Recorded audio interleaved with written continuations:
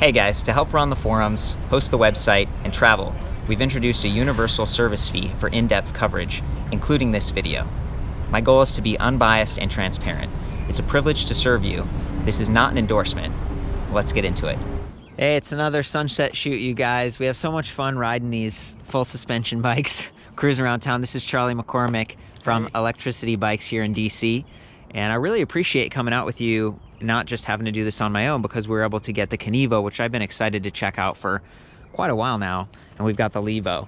And, you know, in short, the difference being with the Levo, you've got a little bit shorter travel. So this is like trail, maybe a little bit of all mountain versus all mountain enduro, maybe even some downhill, because I don't think Specialized makes like a full downhill model. They do not. Yet. Maybe, I mean, who knows, right? Like, I've seen one from High Bike that's maybe even a little bit longer travel and a steeper head tube angle, but this is a really good compromise. Like, a lot of the people that I've met with, you know, if you're getting an electric bike that's full suspension like this, especially a hardcore, fairly expensive one, you know, are you already a sporty enough rider? There might be a resort that has a chairlift, and then you've got like a lighter weight platform. With this, you don't need the chairlift.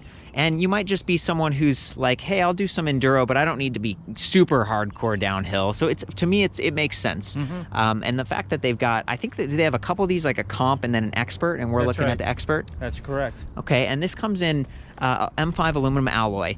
I didn't see a carbon fiber version of this. It's interesting because for 2019, the Turbo Levo does come in carbon fiber, but not the rear triangle. That's still aluminum alloy. So they're just, it seems like they're going for a stronger frame design here, and you've got this like X bar going on, longer travel rear suspension. This is Öhlins. It's got a spring that you can see here, kind of a compression adjust, so you can spin that ring right there and tighten or preload that spring. We've also got high speed and low speed compression. There's like 3 settings right there on the low speed, and high speed is the dial. And then on the other side, see that little gold one?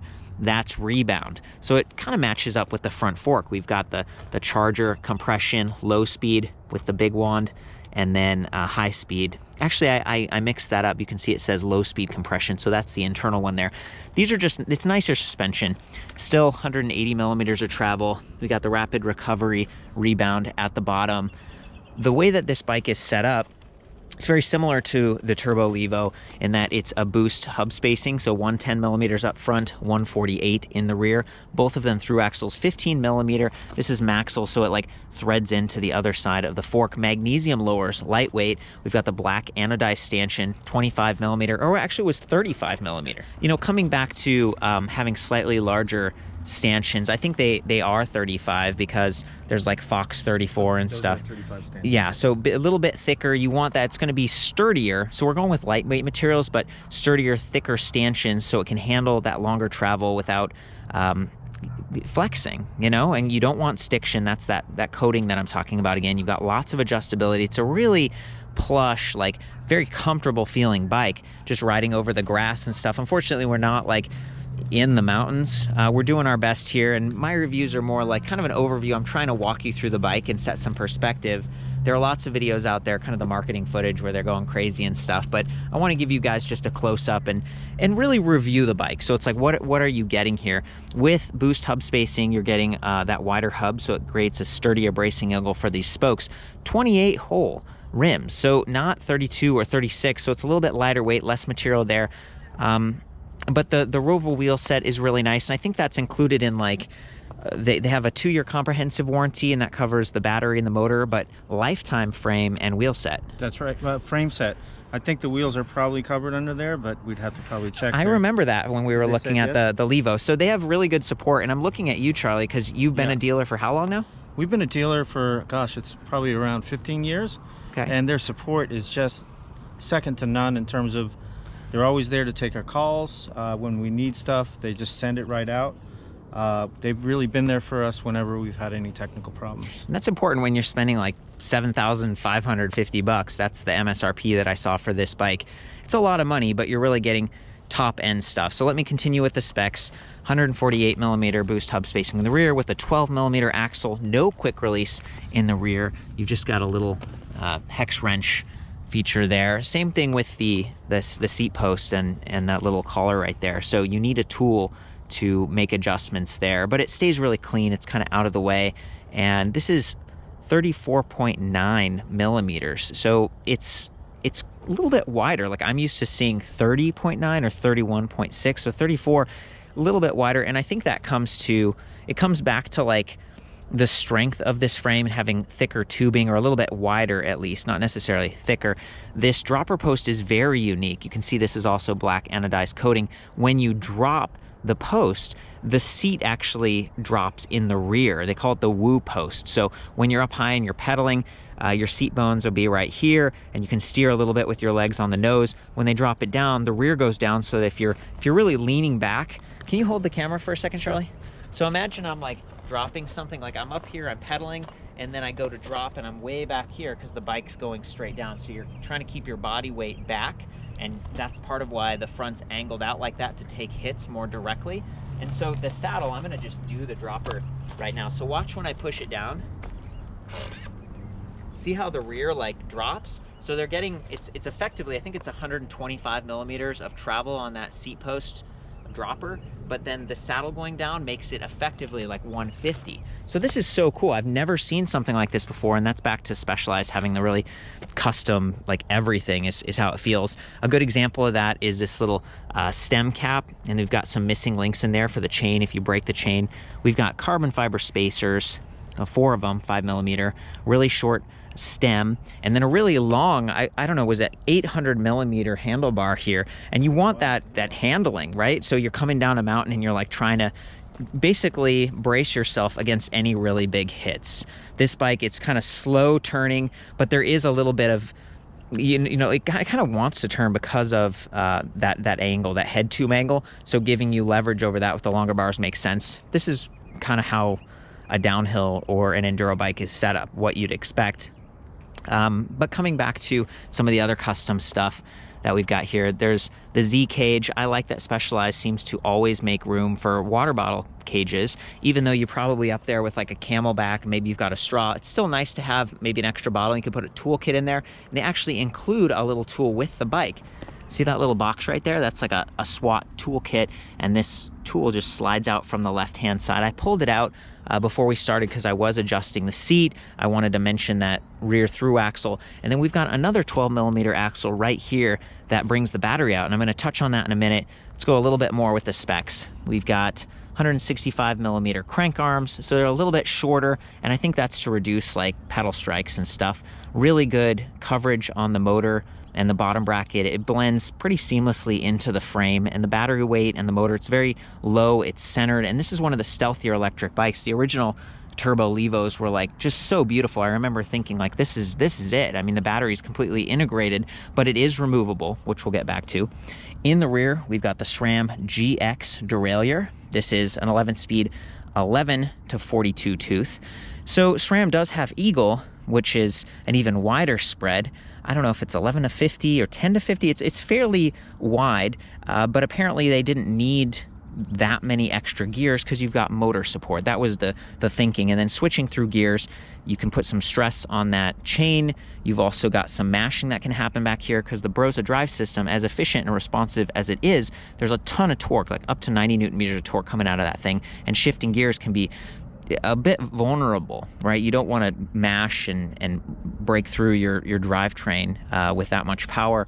So I'm used to like Shimano trigger shifters and stuff that let you dump a whole bunch of gears, but they purposely went with one-click triggers up there, and I'll show that more later. But that's the cassette, and apparently it's a little bit lighter than the SRAM Eagle as well, and probably a little bit more affordable. With the GX Derailleur, this is a long cage derailleur, and it does have a little roller clutch. So like if I push this all the way out and then lock that in, see, it stays in place, so I can do drivetrain maintenance or remove that chain very easily. That's something that's kind of neat. So I think I just push it forward. It's a pretty burly spring. Shimano has like a Shadow Plus clutch thing, whereas this is just sort of always tight, designed to not bounce around a whole lot. We've also got a little plastic chain keeper, like a little guide right up here. It does require a tool to kind of open that up, I believe. And then we've got a narrow, wide chain ring in the front too, which is great because it just really locks onto that chain. It's not going to bounce off quite as easily. So that's the drivetrain here, and then we do have a slap guard. It's just a long rubber sticker. On the newest generation of Levos, they've got some extra sticker coverage, but this one, it's, you know, M5 aluminum.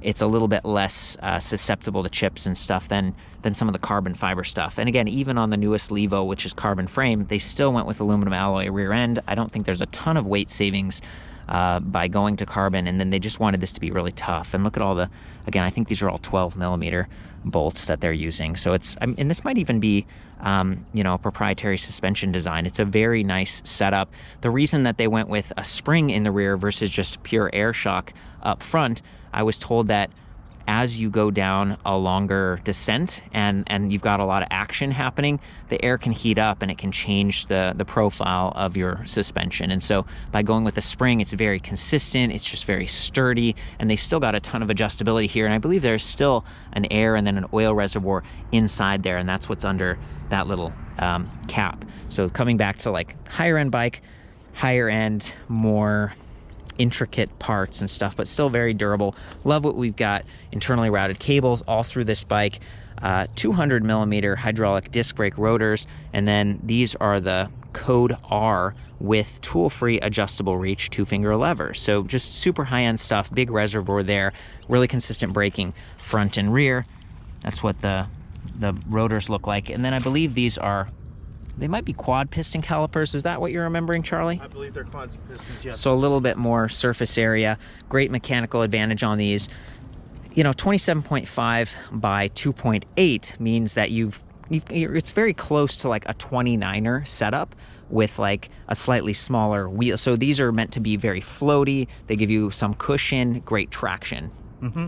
Yeah, I mean, I think the effective diameter is close to a 29er, not quite. Yeah. You are getting, you know, especially on fast descents and where you may need a little more control, you can ride a little lower pressure, keep it tight. Originally, a lot of the Levos, you know, back down there, the Levo, they were all 27.5, and now they're moving to some 29er setups, which accommodate 27.5 as well. So it was interesting to see a little bit of movement happening. And again, this is a Levo right here. You can see the suspension design's a little bit different, maybe not quite as sturdy. That other one had like this X up, whereas this one, this is what I'm used to seeing more on like the all mountain setups. Really beautiful bike, black. I think the Kenevo Expert comes in like black on black. We got matte with a little bit of glossy. And they also have like a gray one with some rocket red accents.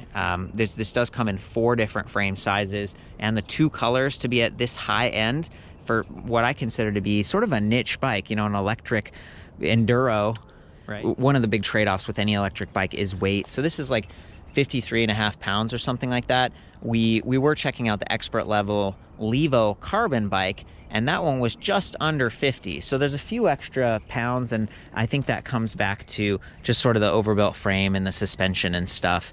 The battery capacity here is 504 watt hours, so 36 volt, 14 amp hours, and the battery weight is about 6.3 pounds. The motor is where there's a little bit of a weight change. So this is using the highest end last generation Brose motor. I mean, they're carrying it forward, but it was launched last generation, which is the Brose S ALU, aluminum alloy. Brose now has a magnesium motor that's like 15% lighter or something, 6.39 pounds versus 7.5. So, you know, there is some weight savings. This is a very effective motor, and still offers up to 90 Newton meters of torque, 250 to 550 watts, and 380% feedback. So as you're pushing down, it'll give you up to 380% versus 410. So I'm stoked about, you know, the new Drive S Magnesium, but they aren't offering it on the Kenevo. And even the battery integration and stuff, like they're sticking with the first generation design for now, which is worked really, really well. And I think it's actually been refined a bit. On the other side, there is this like plug piece where we can kind of open it up and charge with the battery mounted on the bike, but the battery can also be charged off the bike. And before I'm going to show you what that looks like, I want to comment on this charger, because Specialized has a really great one. It's 1.9 pounds. It puts out 4 amps, so you're able to charge the bike pretty quickly, you know, and get back out there, maybe even toss it in your backpack or something. It works out really, really well. The drive system itself, just again, very compact, a very I think it's like 168 millimeter. It's a narrower Q factor. The Brose motors are very compact, and they have like a belt drive inside, or a belt system, I should say. So it's the Gates carbon belt. That's right. And it goes between like the reduction gearing system. It decouples, so it freewheels if you're pedaling beyond the maximum assisted speed, which is 20 miles per hour on this bike right here. You're not getting any drag. You're having a traditionally sized chain ring down here. Was that 32 teeth? Does that 32 teeth, steel chain ring. And steel being a little bit stronger, a little bit tougher. So those are, you know, this bike, even just coming back to aluminum, they're just trying to overbuild this bike because of the application and that longer travel and the spring and stuff like that. So it's measuring your rear wheel speed, it's measuring your pedal cadence and your pedal torque. And you can see down here, they've got this little plastic piece that's bolted right onto the disc brake rotor area and the sensors there versus being on a spoke. And that comes back to just durability. It's something that a lot of the other bikes, they have the magnet put on the spoke, and it's just, it can get kicked out of position, and then your bike feedback isn't going to happen quite as much. So that's the drivetrain, kind of gone through that. It's very, very responsive. I love that it supports you up to like 120 or maybe even beyond RPM. It's very fast, which is a huge deal if you're like descending something big and you're going to climb for a minute. I always dump a bunch of gears. Unfortunately, in this bike, it's kind of a slow process. It's like 1, 2, 3. You can't dump them. I mean, you know, it depends on how good you are with your fingers, well, I guess. But, you know, the point being that you can dump a bunch of gears and the motor's not going to drop out on you. Yeah, that was a big issue with some of the early also mountain some bikes. Of the other systems, they don't drop out so much as they drop off. So they're not giving you you're getting less support the more you spin, and that's, yeah, you know, you feel like you deserve, if you're going to spin that fast, that the bike should really give back. Yeah, you want it to be right there with you. You had this cool chart that we were looking at it was kind of showing the different drive systems back to back. Maybe it's time to do the battery. So this is the little SWAT tool that we were talking about before. We just put it in there, start to unscrew, and then it's actually like finger tight once you get it a few turns out. So Charlie, I'm gonna have you do the rest of this, and it will just, the battery can kind of come out once that bolt is out. It's like a through axle, really. Yeah. Equivalent. This is it's a cool setup. Say I go ahead and tip that forward, right? So that's the 6.5 pound battery pack. We can't take it all the way out because it's like plugged into the bottom. Let me try to do that real quick. You still don't want to take it all the way out, Charlie, because it's kind of, you can see there's the energy bus charging port. It's the Rosenberger standard magnetic.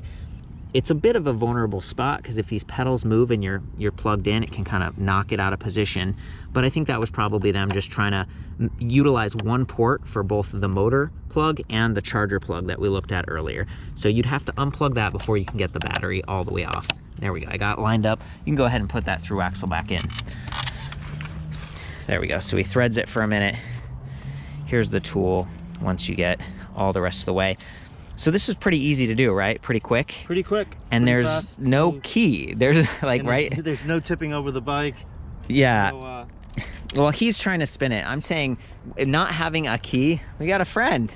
Not having a key on the bike is a little bit precarious because, you know, someone who knows about this, if they have a tool and you aren't locking up the bike, then, you know, the bike can kind of get like, somebody could punk you. I mean, I don't think anybody would really know about this unless they were already a biker.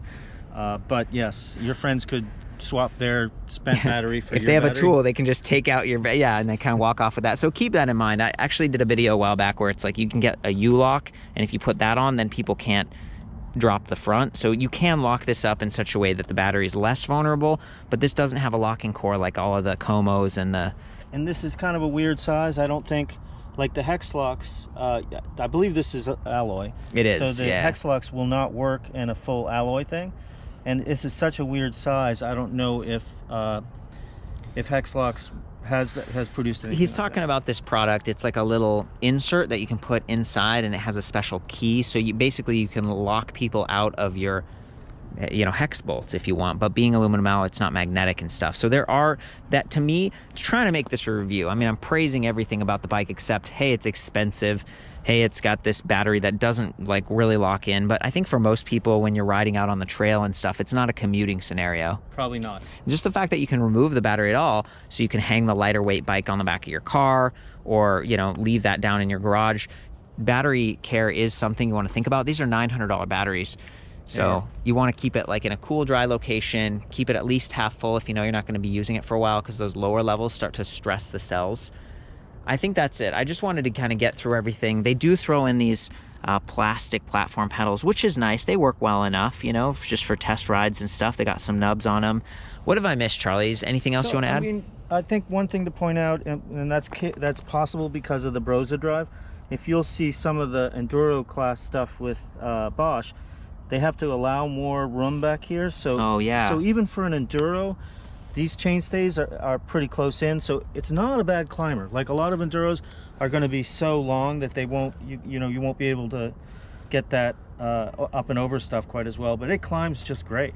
Well, and to respond to that, it's like kind of a quicker bike having a shorter chainstay length, right? That's one of the advantages. And then Specialized can just really dial in their geometry. They've got the body geometry, and then the kinematics, which is like how your body and how motion interacts with the design of the bike. This is a purpose-built electric bike, so they calculate the weight and everything. It's not just a frame, even though they like to say they just basically, the Levo is the stump jumper electric. They still purpose-built that frame, and they did the weight balancing. We were weighing this bike from like right here, and it was like perfectly centered, which is really nice. They've picked out electric mountain bike specific components like the GX stuff versus Eagle, and then over here you can see on the suspension fork it's EMTB rated. So this bike is tough. Like, they know it's going to have some extra forces up to 90 Newton meters. That's a lot.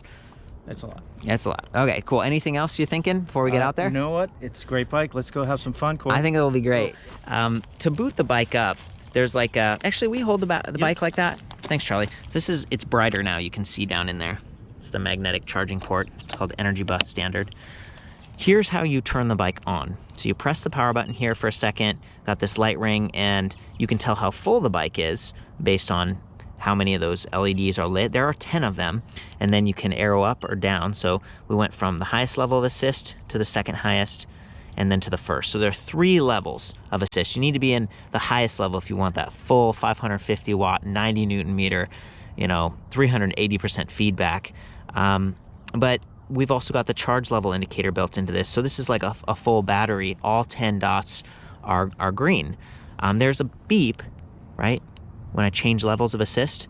And you can turn that off if you want to using Mission Control, which is a smartphone app, but you cannot turn off the LEDs themselves. And so that was one complaint. Like in the early days of the Levo, people would kind of like put tape over that because they didn't want people to know it was an electric bike. And I think it's a fairly stealthy platform, but then you got the beeps and stuff. I love that in the past you had to reach way down here and touch you still have to reach down to turn the bike on, but now you can control the assist level from right here. There's a plus, there's a minus, so down, less assist, up, more assist, and then the S button. This is cool. So look, we're at the bottom, and I press the S, and it goes all the way to the highest. So it's kind of like boosts you all the way up. Do you have your phone? I do. You do have your phone. Cool. You can also put the TCD display on here too. Oh yeah, Turbo Connect display. They've got this little LCD screen. You can see it on the what is it? The Como, and you see it pretty much through the whole lineup. Como, Vado. Vado, that's it. So those are the 2 city bikes we're talking about. So pulling up Charlie's app, he's already connected to the bike. All he had to do was turn on Bluetooth, download the Mission Control app, and I think it kind of recognizes the bike, and you can pair with it based on the serial number. That's right. Okay, so that's another thing. On the other bikes, they have a display, and it gives you a PIN number. So this is one that you can jump into a little bit quicker. This is so cool. So Eco, Trail, and Turbo, each one of these you can dial in the support level and the peak power level. So even though there are only 3, you can really customize this. Why don't we go back to the main menu, Charlie? So we go back home. There's like kind of a diagnostics thing if you're having issues with your bike. Let's Ride. I think that has like a map, and you can plan a trip, and you can even set this to arrive at your destination and still have some power. You can use the it's called Smart Control. So I'm trying to find where that is here. Smart Control. So that's where you can go ahead and ask it to how much battery capacity you want to have left after your ride, and it will automatically, algorithmically budget your power. And that's so cool because, terrain is varied. And so if you're like, well, I want to get back home not with a 53-pound bike just pedaling, please, Specialized, figure that out for me. I know I'm gonna ride, like, you pull up the map and you're like, I'm gonna climb. This is a, you know, it's a portable chairlift. A lot of people who get this, it seems like doing trail maintenance, people who live in areas that don't have chairlifts, or they don't want to pay for the chairlift, so you can just ride up. Or you don't have to wait for the chairlift. You don't have to wait. It's a cool setup. It's a very effective climber. Again, I'm sorry we're not like in an epic mountain setting, but I'm gonna hop on this thing, go for a ride. The one other complaint about, you know, the Connect app is, like, you know, you can mount it here, but it'd be a little bit vulnerable. There's nowhere to plug in and charge your phone off of the battery, but you don't have to have the app open. You can open it, do some settings, turn your phone, throw it in your bag, and then just ride. And now back to this being a really stealthy design, aside from the LED lights, it's gonna work just fine. So I'm gonna pedal along and I'll show you that motor in action.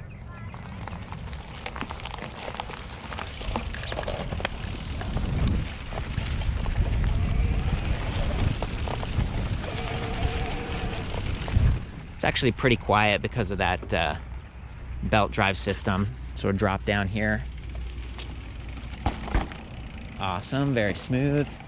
Try to do a little climbing. Oh boy, awesome.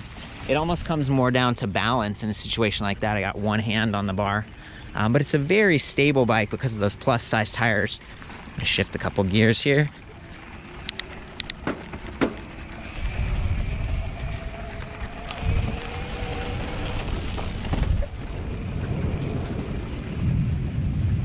Very effective climber.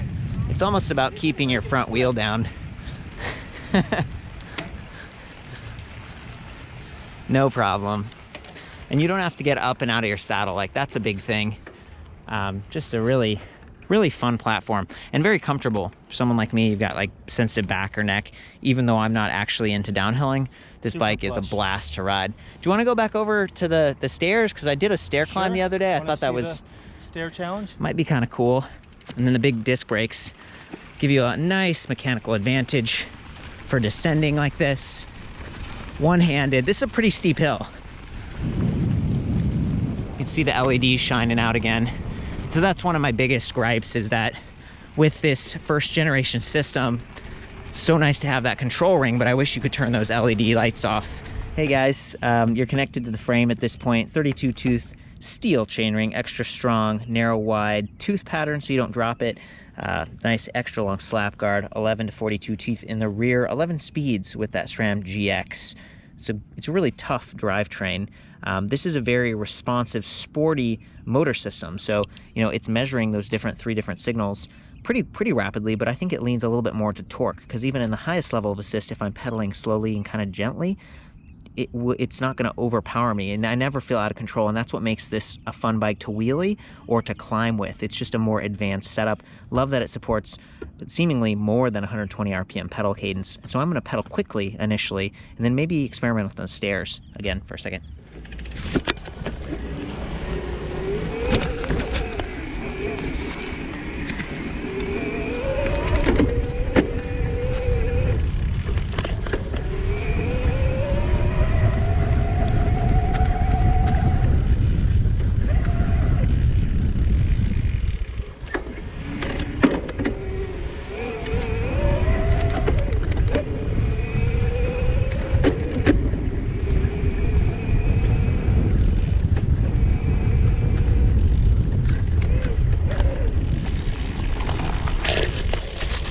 Oh.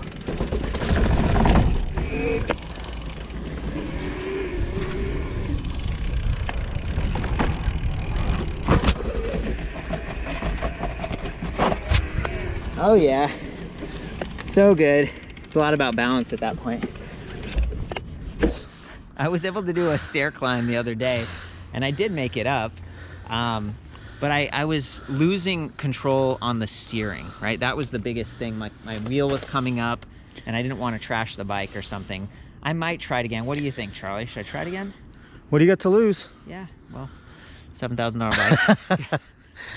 Give that up. They'll build more. I'll give it a go. So I'm in the highest level of assist, and I think the key for me was like balance. I went in with a little bit of speed last time, and I do have sensitive knees, so again, having that support is such a big deal. Good luck.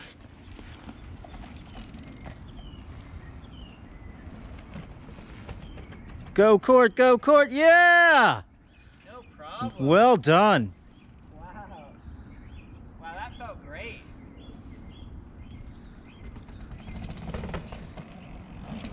Oh, just awesome. Oh, boy. The descents are tons of fun on this thing. I want to try one more time. Go for it. Do you want to? You're going to get perfect at this. Yeah, I'm getting. You want me to get a little closer? Yeah, maybe.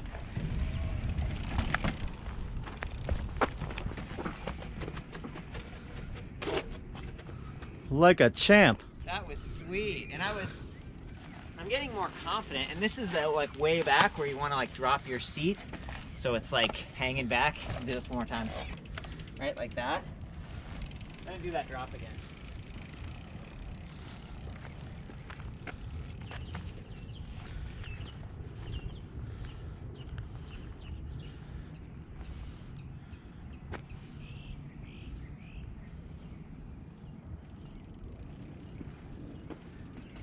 Right? Oh yeah. Super plush, huh? Oh, nice. Thank you so much, Charlie. Thank you, Court. Guys, it's fun having little adventures out here. Again, I want to thank you for bringing out a couple of these bikes and letting me experiment.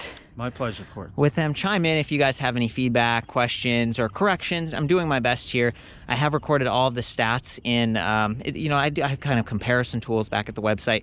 And the idea is if you're getting ready to spend a bunch of money and you're trying to figure out Levo versus Kenevo, you've got great shops you can go to, but I've got all the specs and stuff with a comparison tool. Ride safe out there. Have fun. Love you guys. We'll see you next time. Thanks, Charlie. Cheers.